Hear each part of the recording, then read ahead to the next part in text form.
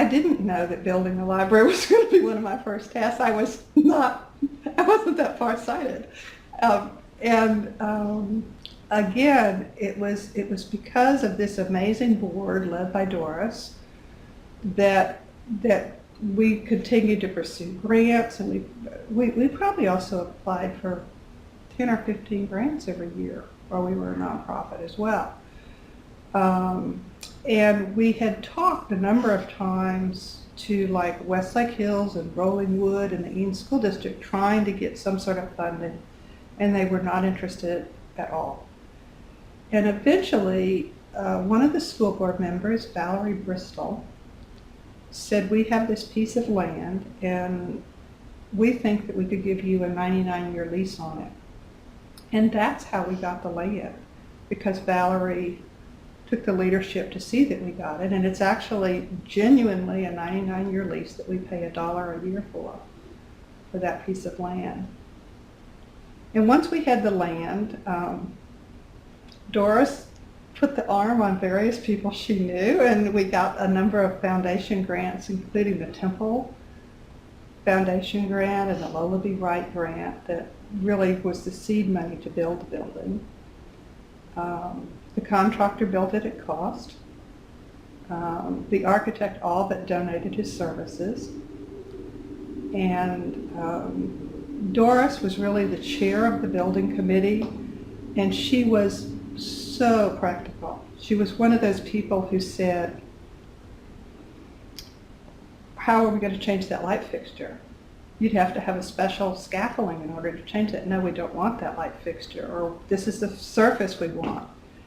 And she even, we had an outdoor book drop, and there was a hose bib right outside, and she said, you have to move that hose bib. And I was like, why? They said, some kid will turn on the hose and put it down the book drop.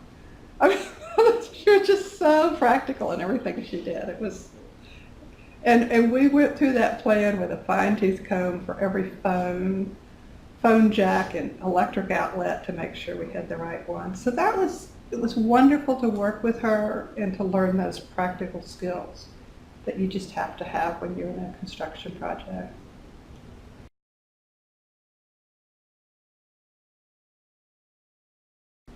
I don't think there's such a thing as a construction project without setbacks. It's just in the nature of the beast. I don't actually remember so many with the original construction of Westbank. I certainly remember some very serious ones when we expanded it in 2000.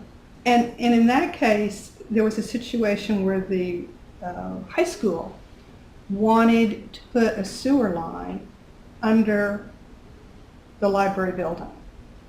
And it was at the very last minute, all of a sudden, we were in the middle of construction, and all of a sudden there was people out there digging a sewer line that would run right underneath our building.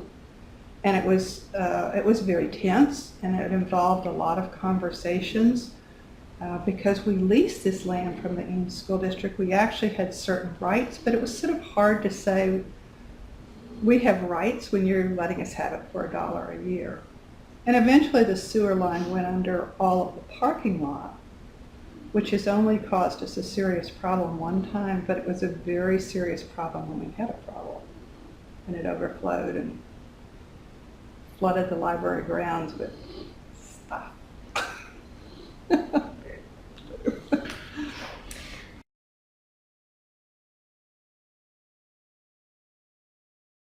When we decided to expand Westbank, it was only possible because we were a library district. We had known almost the day that we moved into the building back in 1989 that the building was too small. The ability to expand it was completely due to becoming a library district. The expansion was challenging in a number of different ways. The building committee was led by Alan Jacoby, and always on our building committees we always had a number of staff And they were, the trustees were very accepting of the ideas that the staff would know best how things functioned. And that has really been a blessing over the years that has allowed us to become a very practical library. The building committee was ready to completely resign due to difficulties with the architect, and we ended up bringing in Jeff Musgrove as the project manager to help us manage the process. And we were able to get it resolved and move forward. It tripled the space of the library. We went from 5,000 to 15,000 square feet.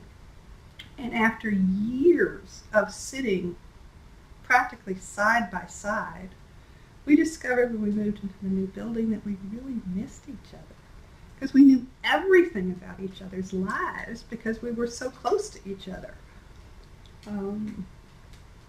So it was almost a shock to be in this new space. And once again, just as we had used all volunteer labor to move into the original building, this time we probably used a couple of hundred volunteers who assembled furniture and unwrapped chairs and assembled desks. We did that all with volunteer labor. It's probably the most powerful thing we have ever done is to use volunteers to help us move into new spaces. And